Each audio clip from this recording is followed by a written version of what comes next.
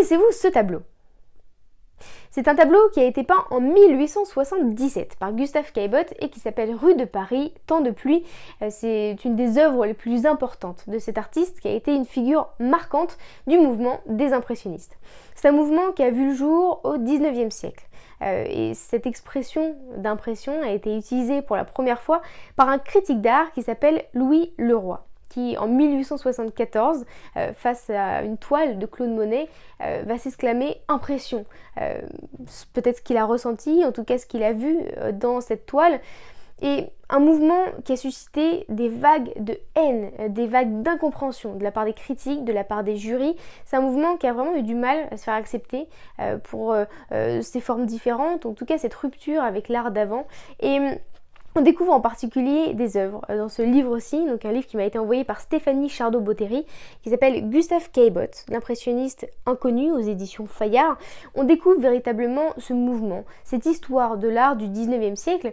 Et Stéphanie Chardot-Bottéry, en plus d'être une spécialiste des œuvres du 19e, est aussi une descendante de Gustave Caillebotte. Et ce qui est beau, c'est que on découvre non seulement la vie de Gustave Caillebotte, donc son histoire, comment il a commencé le droit, ensuite il est parti dans une école d'art, comment il a décidé de quitter cette école parce que ce mouvement en tout cas des impressionnistes, ses toiles n'ont pas été forcément acceptées quand il a commencé à entrer dans cette veine-là.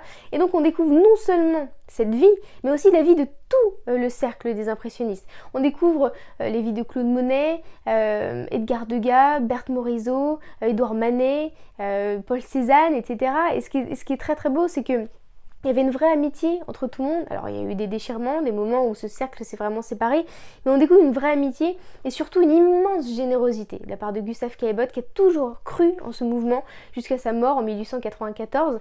Et il y a cru de tout son cœur en étant peintre, mais aussi un immense soutien, notamment pour Claude Monet qui avait des gros problèmes financiers et à chaque fois il achetait ses toiles pour le soutenir.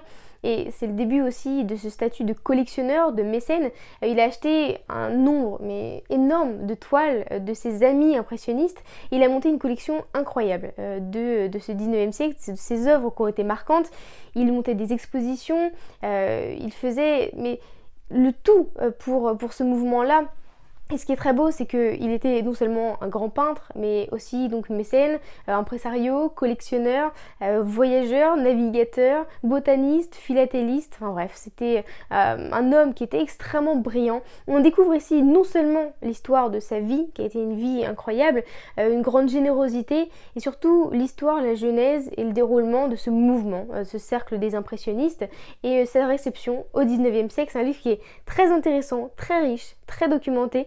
Donc c'est Gustave Caillebotte, l'impressionniste inconnu de Stéphanie Chardot-Bottéry aux éditions Fayard.